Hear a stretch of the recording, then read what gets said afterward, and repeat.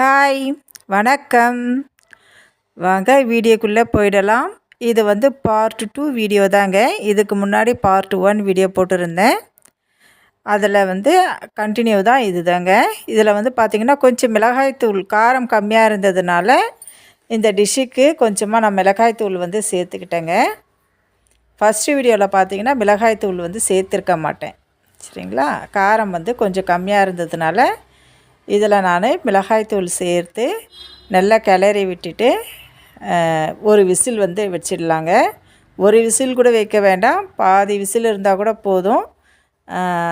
பாருங்கள், விசில் வந்துடுச்சு, சரிங்களா. ஏன்னா இது பச்சை அரிசின்றதுனால நம்ம பாதி விசில், அந்த விசிலை கூட நம்ம எடுத்து விட்டுடலாம்.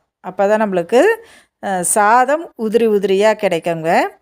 எப்போவுமே நம்ம வந்து குக்கரில் வச்சோம்னா ஃபுல் விசில் வரக்கூடாது, ஆஃப் விசில்லையே நம்ம வந்து ஆஃப் பண்ணிடணுங்க. அப்போ தான் சாதம் உதிரியாக கிடைக்கும். சரி, அந்த டிஷ் வந்து ரெடி ஆகிடுச்சு. இப்போ நான் என்ன செய்ய போகிறேன்னா கொஞ்சமாக கேசரி செய்யலாம் தாங்க சொல்லிவிட்டு கொஞ்சோண்டு தண்ணி விட்டாச்சு. தண்ணி வந்து அதில் கலர் பவுடர் கலக்கிட்டு அதில் தேவையான அளவு சர்க்கரை வந்து நான் சேர்த்துட்டேங்க. இந்த கேசரியில் பார்த்திங்கன்னா நான் எண்ணெய், நெய், முந்திரி, திராட்சை, ஏலக்காய் எதுவுமே சேர்க்கலை.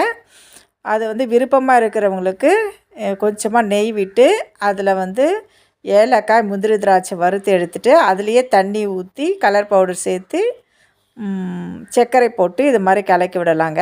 எனக்கு வந்து அதெல்லாம் விருப்பம் இல்லை அப்படின்றதுனால நான் வெறுமனே தண்ணியை நல்லா கொதிக்க வச்சு கலர் பவுடர் சேர்த்து சர்க்கரை சேர்த்து நல்லா கொதிக்க விட்டாச்சுங்க. இந்த தண்ணி நல்லா கொதித்து வரட்டும். இப்போ பாருங்கள், நல்லா கொதிச்சிடுச்சு. இப்போ நம்ம என்ன செய்யணும்னா தேவையான அளவு ரவை வந்து சேர்க்கலாங்க.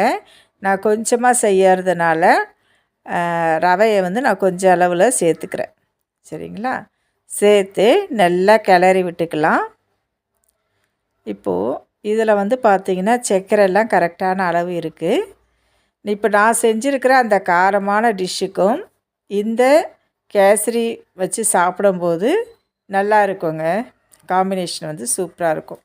நல்லா கிளறி விட்டுனே இருக்கணும். இதில் பாருங்கள், அந்த விசில் வந்து நான் எடுத்துட்டு பாருங்கள், இது பார்த்திங்கன்னா ஒரு சூப்பரான பச்சை பட்டாணி உருளைக்கிழங்கு போட்டு செஞ்சுருக்கிற ஒரு வெஜிடபிள் ரைஸ்னால் நம்ம சொல்லலாம், தக்காளி சாதம்னா நம்ம சொல்லலாங்க. இது வந்து பச்சரிசியில் செஞ்சுருக்கோம்.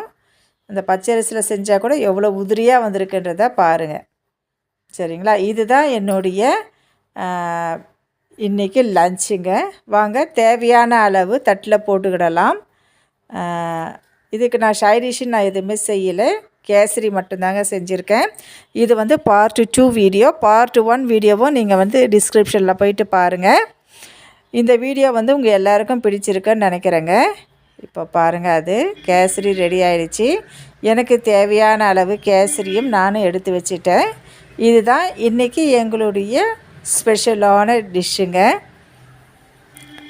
தக்காளி சாதமும் அது கூட வந்து கேசரியும். இந்த டிஷ்ஷு வந்து யாருக்கு பிடிக்குன்றதையும் எனக்கு கமெண்ட்டில் சொல்லுங்கள். இந்த வீடியோ வந்து பிடிச்சிருந்தால் லைக் பண்ணுங்கள், கமெண்ட் பண்ணுங்கள், ஷேர் பண்ணுங்கள், முக்கியமாக எங்களுக்கு சப்ஸ்கிரைபும் பண்ணுங்கள். இந்த டிஷ் எப்படி இருக்குன்றதையும் எனக்கு கமெண்ட்டில் சொல்லுங்கள். பாய்.